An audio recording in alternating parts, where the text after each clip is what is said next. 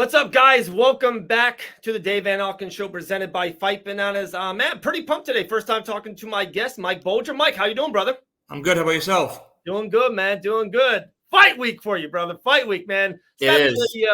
The best two words maybe to a fighter is just saying fight week to you. You feeling good? Life's all right?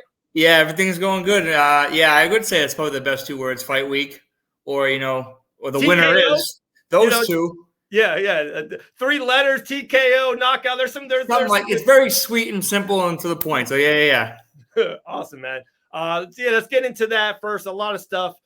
Friday night, live back on UFC Fight Pass. So Combat FC 2, you fought on the first one. Yeah. Please, talk to me about Friday night. Let's start there. Then 2, how you got connected with the organization. It's a hot new organization for UFC Fight Pass, so it's probably pretty cool to be a part kind of from the ground floor. For sure. Yeah. Actually, I got the text the other day about being on Fight Pass. I was sitting there, and I think I was either like with the client with my private trainer, and I remember my phone went off, and I looked at it, and it had like, if you're getting this text message because you're on Fight Pass and you need to do X, Y, and Z, whatever, right? So it's pretty cool. Like, I know some guys will get on here and be like, it doesn't mean anything, but yeah, it's cool. Like, I think it's cool. So it is pretty cool. And then I got the news that like this week, or was it last week on like a Friday. So that was pretty cool. And then I actually had an opponent switch. The fight game. Last week was pretty hectic and all that, but it's all good. Yeah. Back to where you just said something about Fight Pass, and if other people and guys, try to shove it off, right?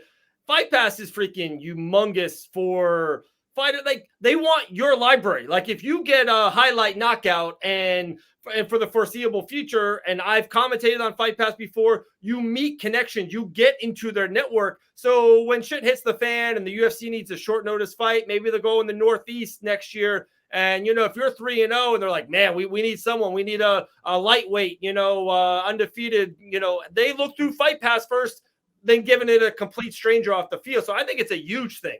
Yeah. And I know they're doing big things too. Like, I mean, I've never been on Fight Pass, but I have a few friends who fought on there and all that. And their platform just grows from there. You know what I mean? Yeah. If you go out there and do have a good showing, even, like I've seen guys go on there and, maybe not win, but they put on a hell of a show. And it broadens like the horizon of it. You know what I mean? And it is a big deal. You got a lot of, like you said, the library of Fight Pass. I mean, it's a big little, like, I don't know, step up, whatever it would be. You know what I mean? Just to get out there internationally too, right? Because you could just go on Fight Pass. Oh, wait, there's Combat FC tonight, and click it. You could be anywhere in the world. So that's pretty cool too. That also excites me, just like the more eyes theory. Yep. That's pretty cool to think about. You know what I mean? For sure. Bo Nickal's first fight ever was on Fight Pass. Sugar Sean O'Malley had a couple fights on Fight Pass. It means something. Long story. You know what I mean? Yeah, it's about you got to get there, but when you get there, you got to hit a home run. It's also a huge thing. Very true. Friday night, so you had an opponent change? Because I saw it on your Instagram. Let me throw that up right there. Give my guy a follow right there, Mike1_Bulger. Was it different from the post I saw? Yeah. Okay. Yeah. Any different, a just wrestler, a little striker? Do you have to deal with that, or is he's just? I mean, the last guy had like a little weird thing. Like his record wasn't like you couldn't see it on Tapology, but he had tons of fights and all that stuff. Okay. A veteran, and I'm just getting another veteran, and they're always tricky. They've been doing this a long time, seen a lot, been there, done that. Prospect. So just an old school. This is a guy who's been in the game a long time. Okay. I saw a few of his fights, and it's gonna be a good night for sure. Very cool. Also on your IG, I saw a lot of like boxing stuff in your history, and even like on your Topology, there's some boxing fights.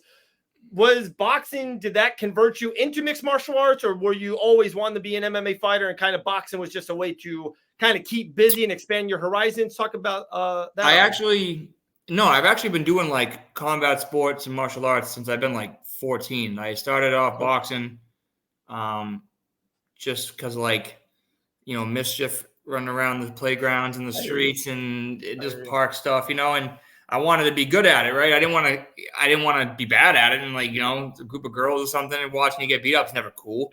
You know what I mean? Just like fun, So I started boxing. And I have older brothers and a big family of boys, and roughhousing was for sure a major key point of growing up in those houses. So I got into boxing, and then off and on again. Obviously, I was 14, and I would go for 3 months, not go for 5 months, not go for 6 months, not go. But I really loved just combat sports. That was really fascinating. When I was a kid, I used to like be a ninja every year for Halloween. It's like 5 years straight. My dad's like, listen, kid, there's plenty. You be a fireman. You know what I mean? And then real quick, Mike, real quick. So funny. So at the end, I got these 5 questions for you. Literally one of them is your favorite Halloween costume. Look at that. Oh man, see, I blew it. There you go, man. I blew it. Well, there it is, a ninja. I blew it. That's me. Awesome. Damn, I wish I didn't do that. And then no, it's good, bro. That's all good, man. So combat sports, ninja, all that. Keep rolling. It's just it's just like I was like, being a kid, I kind of gravitated toward combat sports. Like I like watching ninja movies. I obviously like watching Rocky movies, which I think everybody who has Rocky 2 eyes 4. watches those movies. Rocky 4. Yeah, you know what I mean? Oh. and then my cousins actually got into jiu-jitsu. Ooh. Okay. And I grew up a little bit different from they did. They grew up kind of like, someday they're gonna laugh to this. They grew up like nice. They had a really nice home, blah blah blah. And I grew up a little bit more rough and rugged, and they were like taking me down and like choking me and put me. So I'm like, I can't let this happen. You know what I mean? Yeah. And then it stumbled upon, and then it took over. Then I got into kickboxing real heavy, and then it kind of went like that my whole life. And then I had amateur MMA fights, amateur boxing fights, and I just had this act like I could kind of just put it together. Like I box with the boxers. You'll see a lot of MMA guys go into a boxing gym, right? And they're playing the MMA game with boxers, and some of the boxers are kind of like, just let them do their thing. But like I'll go to a boxing gym. My main boxing sparring partners are elite guys. You know what I mean? I have Julian Baptiste fighting for a New England title, a middleweight, pure boxer. I got Edit. I'm going to butcher his last name. He's going to kill me. It's like, he's going to kill me. It's, my boy Edit. I'll find his name in a second. There you go. Yeah, shout him out on Instagram. I'm trying to, man. I'm trying. I blew it for him. I can't pronounce his last name, but I fighting for a light heavyweight, undefeated. Okay. He's fighting for the New England title. So I box with real boxers, and then I go. Yeah, you're in there. And then I put myself with when I go to jiu-jitsu practice, I'm in there with the real high-level guys competing in the world. My cousin is my jiu-jitsu coach, and he's now ranked in the world, Bobby McCarron. And then, I'll go to his, we go to train, and he's getting ready for camps, for tournaments, and there's nothing but brown belts and black belts. So, I'm in there with them. I don't, go play with take it easy, And it just kind of always been that way. I always just jumped right into the guys. With wrestling, I'm wrestling with Division I kids from, Boston College. So I'm not testing the waters. I'm all in with everything I do. It's always been that way, though. So I love that. And that's how it developed. And then the pandemic happened. To answer your question with the fights, the pandemic happened. I met my now coach, Sean Farley, my boxing coach, who's also Calvin Cater's head boxing coach. And I was sparring with Calvin through the pandemic. He's a pretty good boxer. Huh? He's pretty good at that boxing. Calvin, yeah, he's all right. He does. He's pretty good. Nice job. And then I sparred Calvin a bunch, and then I started working with my coach. Then he seen me spar some boxers, like I said, and then he was like, "Hey, I can get you on the pro scene." At the time, I was still an amateur, and it was the pandemic. There was no sight of when amateur shows are coming back. Right. Yeah, I'll get you on the pro scene, man. We can do this. And I was like, I said, yeah, let's do it. Fuck it, and jumped right in. Screw it, my bad. And then jumped right in, and then now here we are. Boom, boom, boom. 3 fights later, and 3-0 as a pro.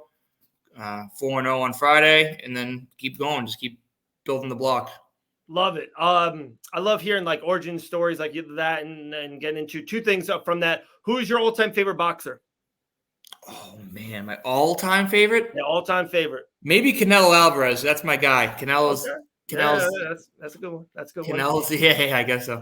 And with that, you were saying when you're doing kickboxing and jits and boxing, what was the first UFC memory, or combat sports usually is probably, with our generation, it's UFC. What was the first time you were like, holy crap, that Couture Tito fight? Or what was Forrest's Ultimate Fighter for a lot of people was that moment? What was that first time you watched that? For me, that is the moment for everybody is the Tito, is the Forrest fight. But for me, that's not it was cool to watch, but that didn't get me. I wasn't like, damn, that's badass, Yeah. What got me?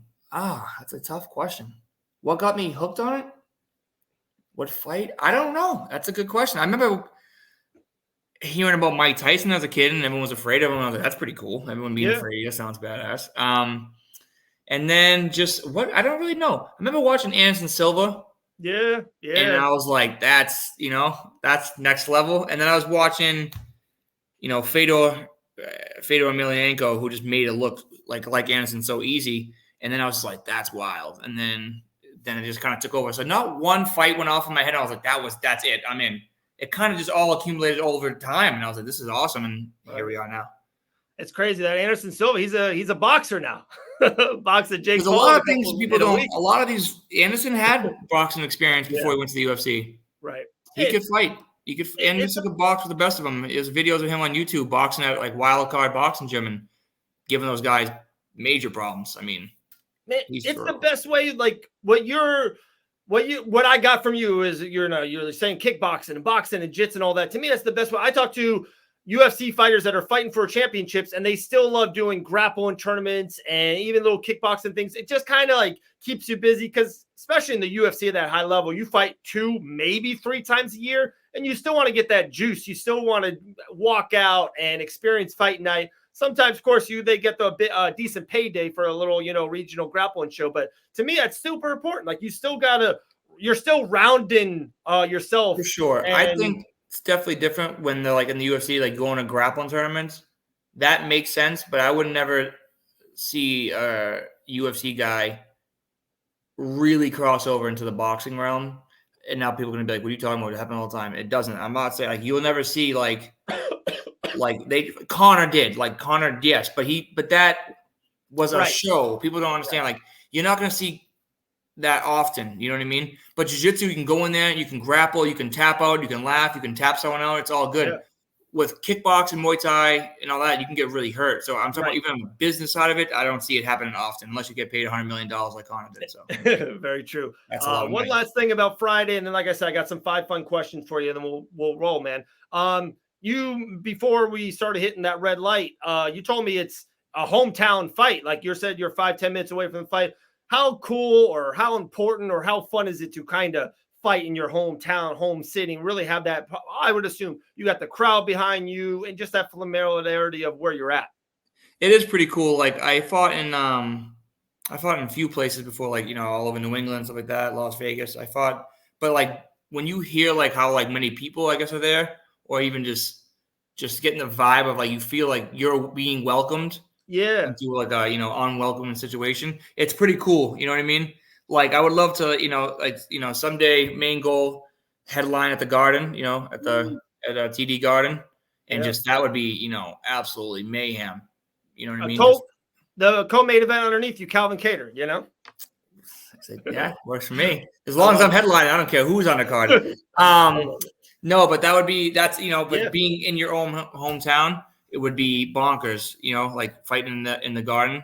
But yeah, it's super cool and it's convenient. Like a lot of guys don't talk about this, like fighting wise. Like conveniency on fight night is key. Like you're so like some people, everyone's different, not on edge, but like you want to just get to the show and fight and do your routine and all that. If you're traveling 2 hours, 3 hours, it definitely cuts in. Usually go there the day before, the weekend before, but like I don't have to go anywhere. I can just wake up, whatever, and then get in the car and drive 10 minutes, literally 10 minutes down the road and be there. Boom, done. No, it's amazing. I was at a UFC event. I was at Jorge Masvidal's Icon FC last Saturday in Savannah, Georgia. Yeah. And 2 guys on the card was from the state of Washington. So they had to fly across the country. They did it 2-3 days out, but I talked to all the fighters there and they said it's different. You're out of a hotel. The hours is messed up. Savannah's on the East Coast to Washington on the West Coast. They said they just, no excuses. And they actually had a really great fight. They didn't pull out the victory, but it was just a lot. Like it was just a lot for them to do. It adds up a little. Like the one thing people forget is just the details of the minor details going into all this. And it comes down to like your favorite coffee shop. Like, you know what I mean? Yeah. Like, I'm going to get up tomorrow morning. I have fight night. I'm going to stretch. I'm going to go for a walk, whatever. I'm going to go get coffee at the store. But if you're fighting, 3 hours away, you don't know where your favorite coffee shop is. Right. You're looking around. It is different. But, yeah, it definitely plays a good fight. It's good and it's fun. All right, here we go. 5 questions. The 5th one, we'll make up a new question because we know you want to be, we know your favorite costume right now. What actor would play you in a movie about you? Tom Hardy. Love it. What's your go-to streaming service to watch anything on TV? Oh, man. Netflix? That's pretty good. You could also plug that you love watching UFC Fight Pass. I do love UFC Fight Pass. There we go. What's your favorite item in your closet? My leather jacket. Okay. Your all-time favorite movie? Goodfellas. Oh, good one. All right, last question. UFC 280s this Saturday. The 3 main fights: Jan and O'Malley, Aljo, TJ, Islam, and Charlie Olives. Give me the 3 winners of that. I have Peter Yan in a decision over Sean O'Malley, although I do and am a huge fan of Sean O'Malley. I just think this one's going to get to him. I think TJ is going to beat Sterling by decision. Okay. And, man, that main event is absolutely wild. I could see Charles getting Islam, maybe subbing him in like the 3rd or 4th round.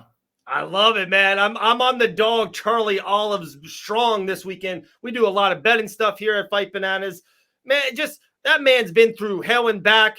This man just walked through Michael Chandler, Justin Gaethje, Dustin Poirier.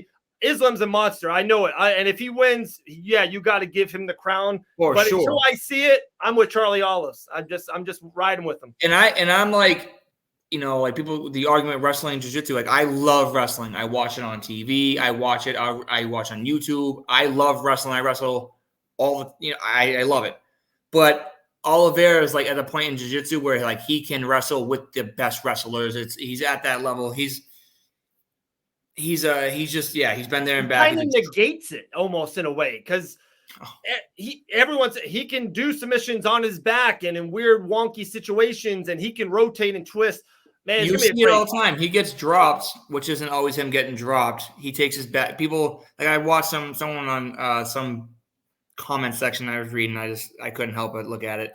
He's like, he's been hit so many times, he falls, and I'm like, you guys don't get it. When he fought Dustin Poirier, he got rocked and fell. Like, that's a fact. But sometimes I see him get hit and he falls down. I'm like, you're not hurt, dude. But he's that good, and no one falls in. You know what I mean? So It's going to be unbelievable. I could see the fight being back and forth toward the end of the 3rd, and then into the middle of the 4th, and then him getting subbed. I could see that. I like it. I might be a little bit older than you, so here's a little wisdom. I'm not going to say anything about the fight because you know what you're doing. My one word of wisdom for you: don't read the comments on social media. You can't do that, man. I know. Sometimes I get sucked into it, dude, and I'm like, I'm looking, I'm like, what are you talking about? But for sure. I hear you. Floor is yours. Your Instagram, Mike1_Bulger. Any other things you want to promote, sponsors, anything like that? Shout outs, family, loved ones, anything. Floor is yours, my man. Shout out to Combat FC, put on a hell of a show. They've been nothing but professional, and they just are a pleasure to work with. So shout out Combat FC, and then shout out UFC Fight Pass, and I'll see you guys Friday. Sounds good, Mike. Man, pleasure talking to you. Good skill on Friday. I can't wait, brother. I'll talk to you after the win. All right? Yes, sir. All right, brother.